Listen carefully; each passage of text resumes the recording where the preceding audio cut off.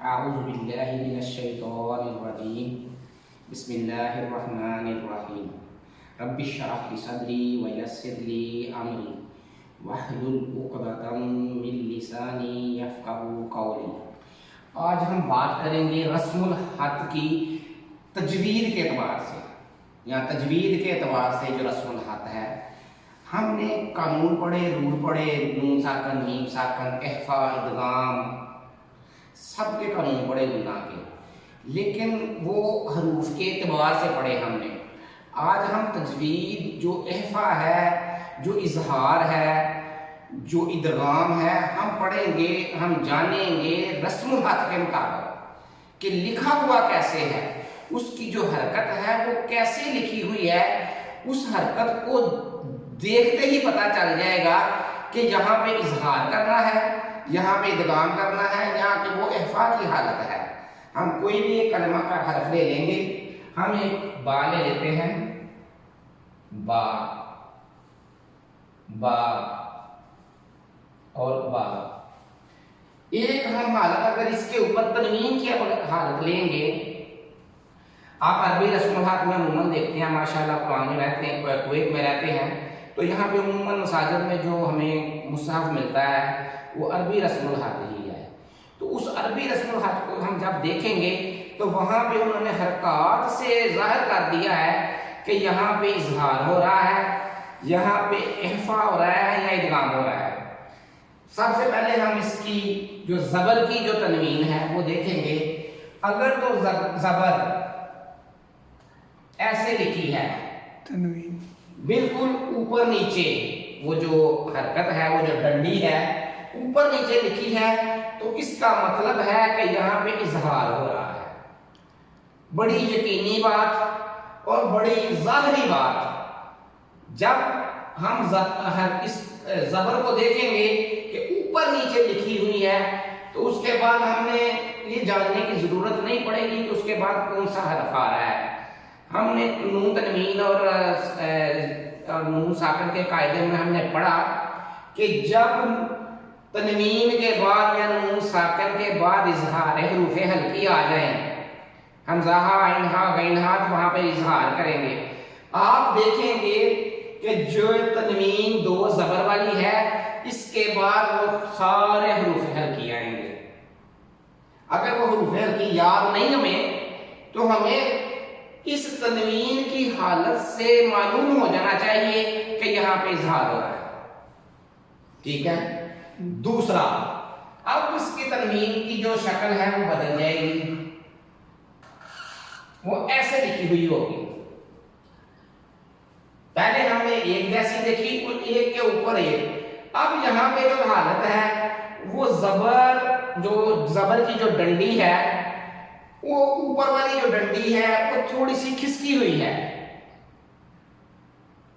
یہ ظاہر کر رہی ہے کہ یہاں پہ اخفاء ہو رہا ہے اور ادغام ہو رہا ہے۔ ادغام کی دونوں حالتوں میں انہوں نے یعنی غنہ کی کیفیت پیدا ہو رہی ہے۔ یہ پکی بات ہے۔ اس کے بعد جو ہے حروف ہلکی نہیں آئے گا۔ اس بات کے بعد یا تو حروف جر میں سے کوئی حرف آئے گا یا حروف اخفاء میں سے کوئی بھی حرف آئے گا۔ یہ بات ہو گئی زبر کی تنوین میں۔ اب ہم بات کریں گے پیش کی۔ پیش جب آئے گی تو ظاہر ہے کہ پیش لکھی ہوئی آئے گی، لیکن جب اظہار، ادغام اور تنوین کی بات کریں گے تو اس کی تنوین، اس کی جو پیش تنوین کی حالت ہے، ضمہ تنوین کی، وہ اس طرح کی ہوگی، ضمہ۔ یہ اس کی حالت ہوگی کہ ایک پیش اور اس کے اوپر الٹی پیش، بالکل اس کے اوپر۔ تو یہ حالت جو ہے وہ ظاہر کرے گی کہ یہ اظہار ہو رہا ہے یہاں پہ۔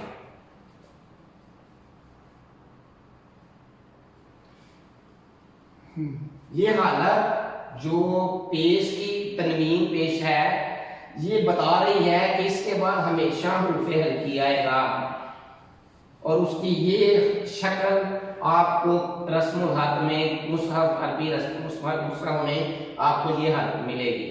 اب بات کرتے ہیں احفا کی، تو با کے اوپر یا کوئی بھی کسی بھی حرف کے اوپر تنوین جو ہے وہ اس طرح آئے گی، ایک پیش اور اس کے بعد دوسری پیش۔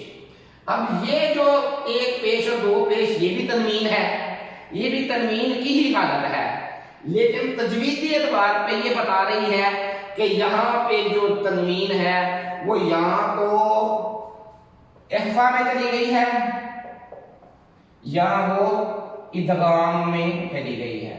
اب اس کے بعد پتہ چل جائے گا، لیکن یقینی بات یہ بات پتہ چل گئی کہ وہ جو اظہار والی حالت تھی، وہ جو ظاہر کرنے والی حالت تھی وہ ختم ہو گئی ہے۔ اب وہ غنہ احفا کا ہوگا یا وہ غنہ جو ہے وہ ادغام کا ہوگا۔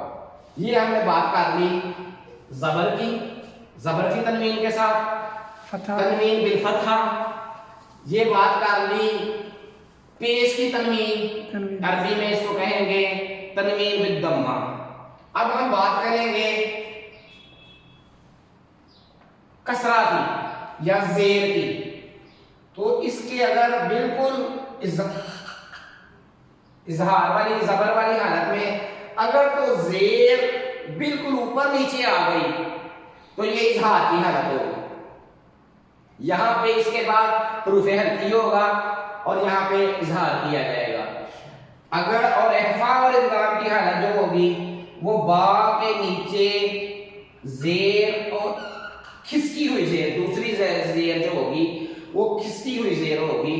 اس سے پتہ چل جائے گا کہ یہ جو تنوین کی حالت ہے وہ یا تو احفا کی ہے یا ادغام کی ہے۔ یہ رسم الحق جو ہے یہ جاننا بڑا ضروری ہے۔